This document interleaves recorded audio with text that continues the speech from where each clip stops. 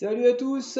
Moby Dick, le classique de Herman Melville. Donc c'est une traduction dont on va parler et comme j'avais dit pour Cro-Blanc, hein, quand on traduit un bouquin, faut se mettre dedans. Alors si le gars il a pas été pêcher la baleine, Moby Dick en fait, j'ai trouvé personnellement qu'il y avait un petit souci parce que quand ça démarre, c'est plutôt assez sympa, assez marrant et on s'attache au narrateur qui est Ismaël qui est un jeune qui part s'embarquer sur le baleinier. Et au fil de l'histoire, le narrateur tend à disparaître. Donc on s'était d'abord identifié à lui, et ensuite le héros, ça devient vraiment le capitaine Achab. Ismaël disparaît complètement, il continue de raconter l'histoire, mais on le voit de moins en moins. Et c'est vrai qu'il y a un moment dans le bouquin où on change, on s'identifie donc au début à Ismaël et ensuite au capitaine Achab, qui est en plus un peu moins sympathique. Donc c'est vrai que... Puis en plus, moi je suis pas très chercheur de baleines dans l'âme, donc ça m'a pas aidé. Mais non, ça reste un super bouquin. Et c'est vrai qu'il y avait cette petite... voilà, ce petit problème peut-être, je sais pas si on peut dire que c'est un problème. Enfin bref, j'avance dans les rayons, je poursuis mon exploration, je feuillette deux, trois bouquins, Histoire de l'art ou Moby Dick, je ne me souviens plus très bien. Et quand je me retourne, la baleine n'est plus là. Probablement capturée par un capitaine Achab de passage en ville, la petite vieille a disparu. À sa place se trouve un ange. Alors ça, j'en reparlerai quand on fera les fins de chapitre. Parce que c'est important de bien terminer son chapitre pour donner envie au lecteur de tourner la page et d'aller plus loin. Les pages turners. Donc on reprendra tous mes chapitres à peu près, hein, et puis on verra comment j'ai fait. Si c'est bien fait ou pas. Alors oui, au début, c'est assez marrant, il y a des passages sympas. En fait, donc c'est un gars qui en a marre un petit peu de sa vie sur Terre. Il veut s'engager sur un baleinier. Je décidais de naviguer encore. Je l'ai noté parce qu'en fait, direct, c'est les premières lignes, hein, ça. C'est le premier chapitre, première ligne. L'incipit, comme on dit. Donc le fait de marquer je décidais de naviguer encore, on sait direct que c'est un marin, le gars. Et de revoir les grands espaces liquides du globe. Donc il insiste encore. Donc on sait direct à qui on a affaire. Et après, bon, on nous explique qu'il a le spleen. Novembre est triste et brumeux. Il ne voit que des pompes funèbres, des enterrements. Donc c'est assez négatif. Il part pour se changer les idées en quelque sorte. Ça va être réussi. Alors je précise tout de suite que c'est un bouquin que j'ai adoré, hein, qui est super. Mais n'allez pas croire que je m'embarque comme passager, car pour cela, voilà, parce que lui, il marque pour être passager. Moi, j'aurais marqué car pour cela, il faut avoir une bourse. Virgule, il manque une virgule. Et une bourse n'est qu'un chiffon si elle n'est vide. Alors là, il y a deux fois bourse, mais ça gêne pas du tout, parce que justement, il précise. Alors que passager, on pouvait éviter en mettant cela. À voir, hein, je dis pas que j'ai raison. Non, quand je vais en mer, virgule, il manque une virgule, c'est comme simple matelot. Alors quand il y a des bricoles à changer, c'est pas forcément Herman Melville qui s'est planté, hein. Des fois ça peut être moi, si vous trouvez que vous n'êtes pas d'accord avec moi, ou alors ça peut être le traducteur, hein. Je suis pas allé voir la version originale. Mais pourquoi, après avoir plusieurs fois pris le large en m'engageant dans la marine marchande, me suis mis dans la tête d'aller pêcher la baleine? J'ai refait cette phrase, je sais pas si elle est mieux la mienne.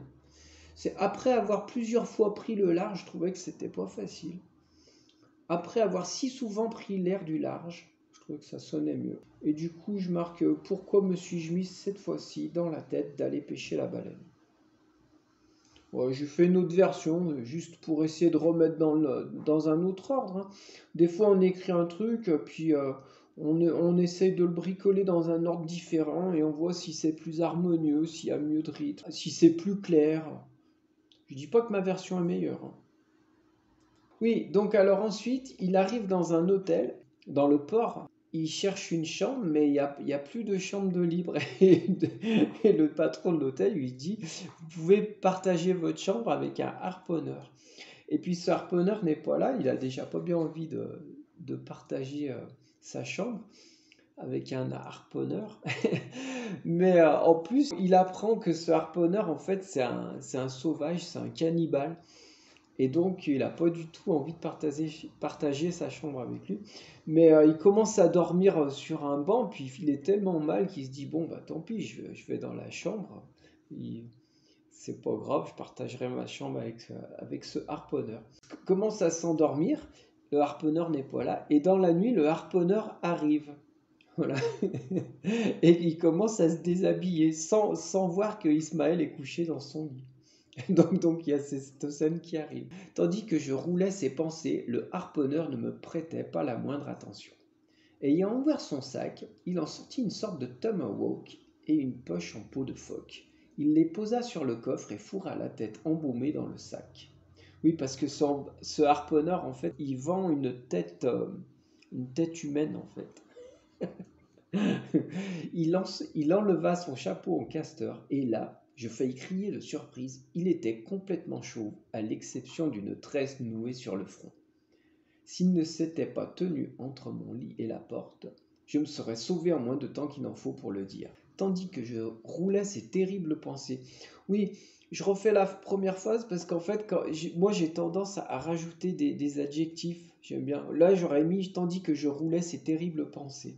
Le harponneur, lui, ne me prêtait pas la moindre attention. Donc ma phrase, elle est en jaune. Je trouve qu'elle est mieux, mais vous avez le droit de ne pas trouver ma phrase mieux. Hein. Le lendemain à l'aube, je m'éveillais. Ah oui. Attends. Donc, je vous laisse lire, hein, et après, voilà, vous allez voir. Ils finissent par s'endormir, en fait. Et après, donc, il y a ça.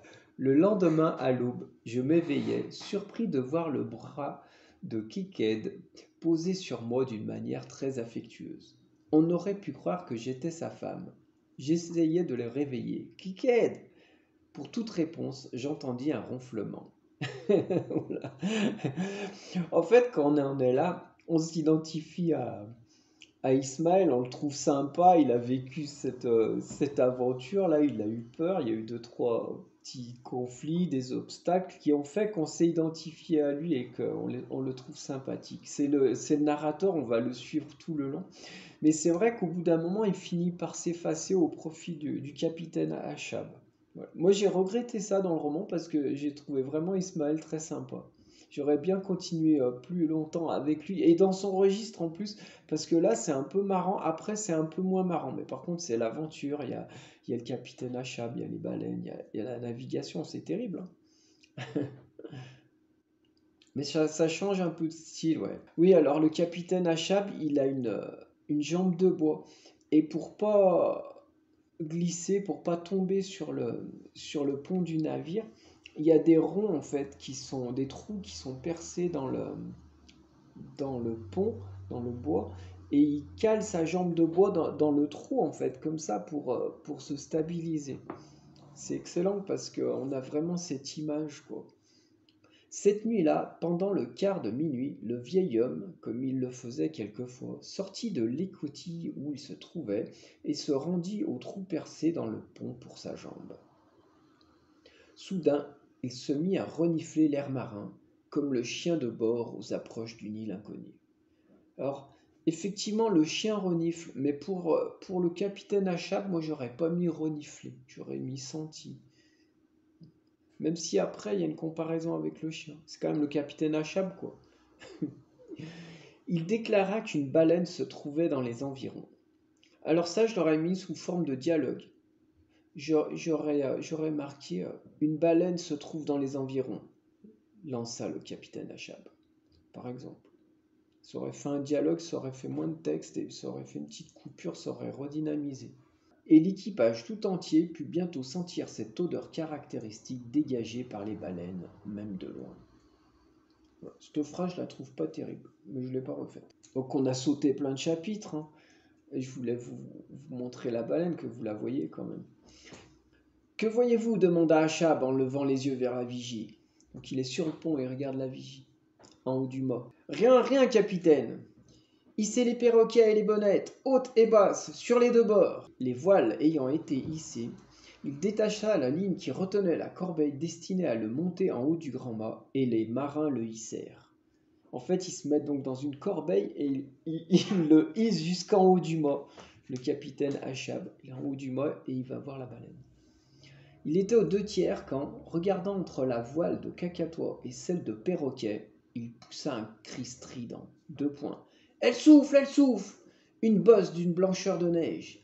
C'est Moby Dick. On l'a cherché pendant tout le bouquin. Et elle est là. Voilà, bon, je vous raconte pas la suite. Hein. C'est une belle aventure. Bon, après, hein, moi je sais pas trop quand tu les baleines, mais bon. Non, c'est un chouette bouquin. C'est à lire. Petit détail, j'aurais mis elle souffle, une bosse d'une blancheur de neige, point d'exclamation et 3 petits points. J'aurais mis comme ça. C'est Moby Dick. Qu'on ait le temps un petit peu de regarder, quoi. Donc après le point d'exclamation, les 3 petits points. Bon, super. Moby Dick. J'espère que ça vous aura donné envie de le lire. Relisez un petit peu les petits trucs que j'ai mis là. C'est à lire parce que c'est un classique, on y fait souvent référence, on en parle tout le temps du Capitaine Ahab, de Moby Dick. Et en plus c'est sympa, il y a des classiques qui sont chiants, mais Moby Dick c'est pas chiant. C'est presque un feel good. Je vais faire une vidéo sur les feel good parce qu'en fait les feel good, souvent on a tendance à dire que c'est... on mettrait pas par exemple Moby Dick dans les feel good. Moi je le mets. Parce que c'est un classique, ça fait du bien de lire les classiques. Parce que c'est une aventure, il y a l'air marin, il y a les embruns, vous partez faire le tour du monde presque. Donc ça fait du bien. Et puis il y a des personnages sympas qui aident et son compagnon, Ismaël, c'est super, c'est à lire. Bon, c'est tout. C'était sympa. J'étais content de partager cette lecture avec vous. On en partagera d'autres. S'il y a des bouquins qui vous intéressent, dont vous avez envie qu'on parle, vous mettez un petit commentaire. Et voilà. Bisous à tous. Ciao.